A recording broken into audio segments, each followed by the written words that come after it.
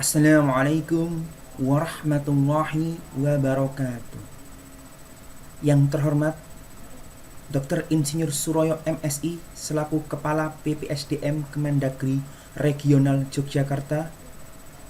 Yang saya hormati Bapak Dr. Andes R. Firmansyah MM selaku Dewan Penguji. Yang saya hormati Bapak Sumantri S.Sos MSI selaku coach dan moderator. Dan yang tak lupa, yang saya hormati Bapak Solihin SPD MPD selaku mentor dan Kepala Bidang Pendidikan Dasar Kabupaten Pasuruan. Perkenalkan, saya dari Latsar CPNS Angkatan 10 Kabupaten Pasuruan. Nama saya Muhammad Roy Faisal Ramadan, SPD nomor urut 14, jabatan sebagai guru IPA ahli pertama di SMPN Negeri 1 Wonorejo Kabupaten Pasuruan. Saya akan menyampaikan laporan aktualisasi saya dengan judul pemanfaatan aplikasi ronronan data organis atau disingkat Rondo untuk meningkatkan wawasan siswa sekolah terhadap keanekaragaman flora di lingkungan sekolah SMPN 1 Wonorejo Kabupaten Pasuruan. Pemanfaatan aplikasi Rondo ronronan data organis untuk meningkatkan wawasan warga sekolah terhadap keanekaragaman flora di lingkungan SMPN 1 Wonorejo Kabupaten Pasuruan. Judul ini saya dapatkan dari beberapa isu yang saya dapatkan di sekolah.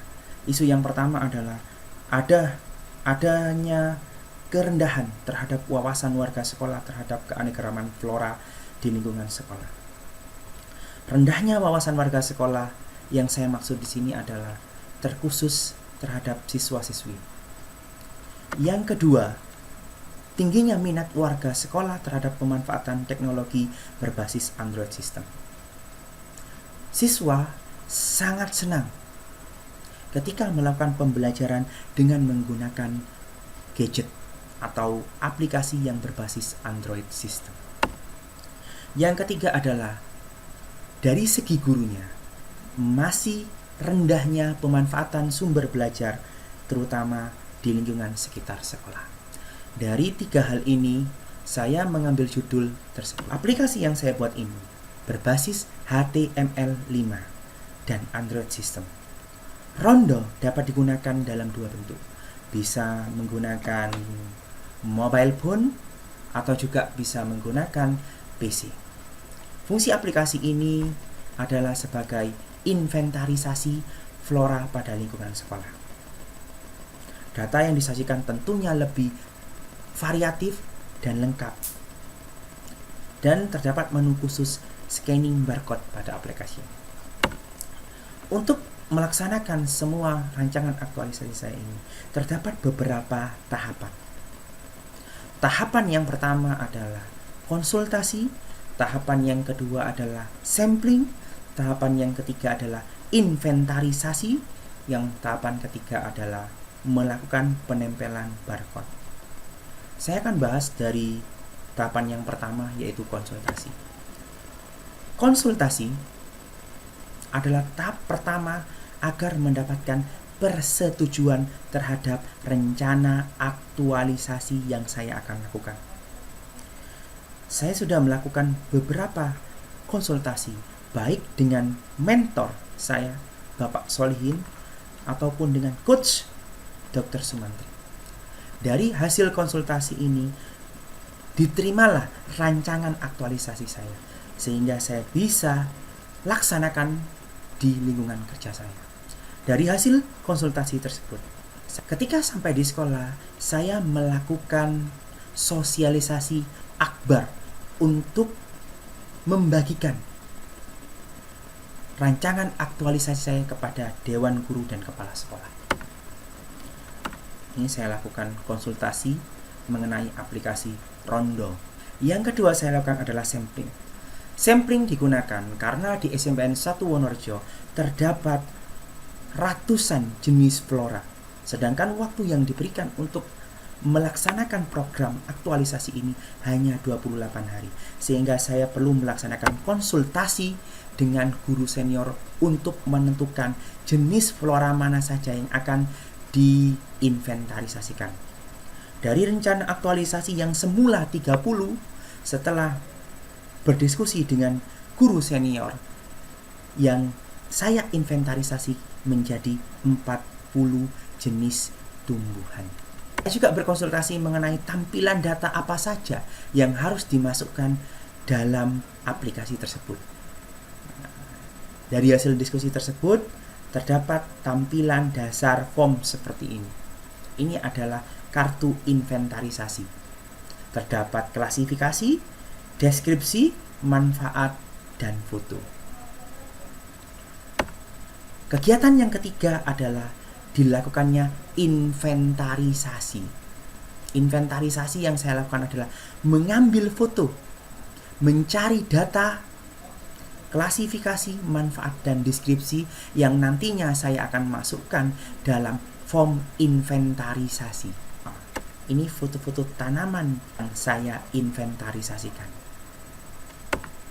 Kegiatan selanjutnya adalah pasang barcode atau membuat barcode untuk setiap jenis flora yang akan diinventarisasi.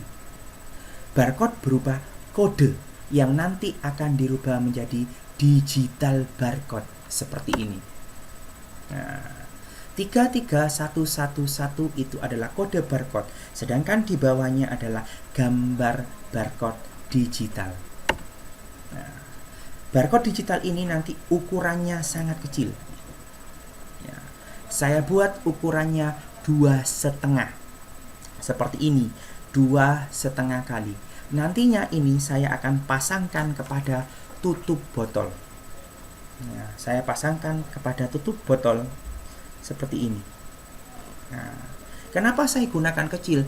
Karena di sini sekolah kami merupakan sekolah adiwiyata, sehingga memanfaatkan barang bekas, tidak menggunakan atau membuang sampah dalam bentuk kertas. Kita harus menghemat kertas karena kertas itu berasal dari pohon. Sehingga saya buat kecil ukuran 2,5. Ini saya menggunakan barang bekas berupa tutup botol yang nantinya ini akan saya ikatkan di lengan dari tumbuhan-tumbuhan. Nah, kode kecil ini nanti bisa dibaca melalui scanning barcode pada aplikasi. Ini jadinya yang saya jelaskan tadi. Langkah selanjutnya, terdapat 5 langkah yang harus saya selesaikan agar tahapan aktualisasi ini bisa terselesaikan. Tahapan yang kelima adalah pembuatan aplikasi Rondo. Yang keenam, membuat angket pemanfaatan dan penggunaan aplikasi, serta menyiapkan post-test dan pre-test untuk mengetahui adanya peningkatan terhadap penggunaan aplikasi Rondo dalam meningkatkan wawasan terhadap flora yang ada di lingkungan sekolah. Yang selanjutnya adalah tahapan sosialisasi. Tahapan yang ke-8 adalah refleksi dan evaluasi hasil dari sosialisasi, dan yang terakhir nomor 9 adalah laporan. Yang pertama adalah pembuatan aplikasi Rondo. Dalam pembuatan aplikasi Rondo ini saya menggunakan FS Code untuk coding aplikasi Android. Jadi aplikasi ini dibentuk dari beberapa kata yang tersusun dalam bentuk bahasa HTML5.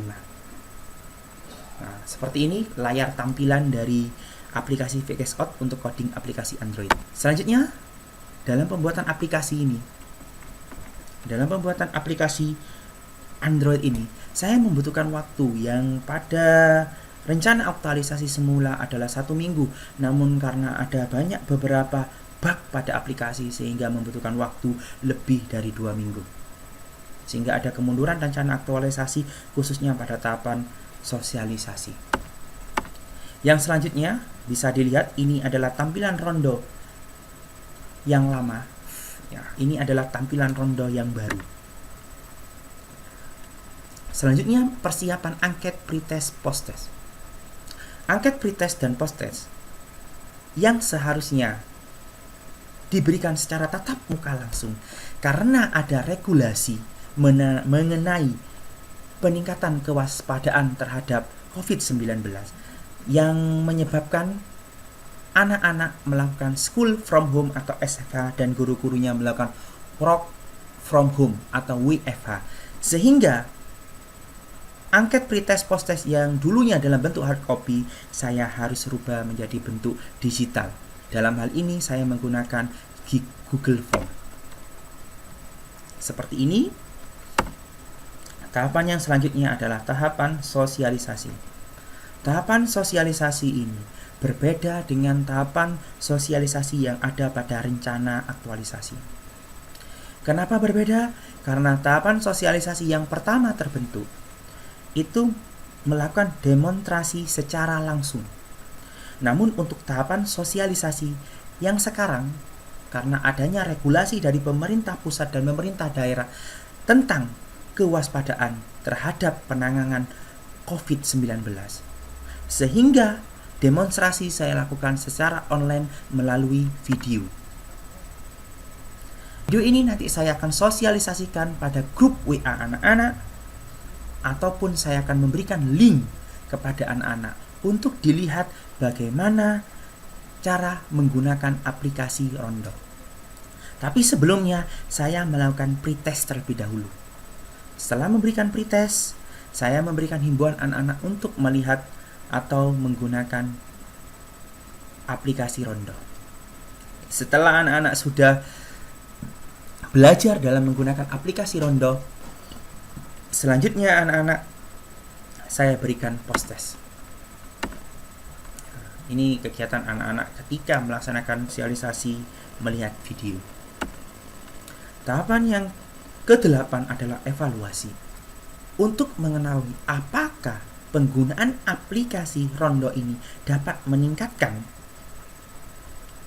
atau dapat bermanfaat bagi anak-anak, dapat dilihat dari data ini.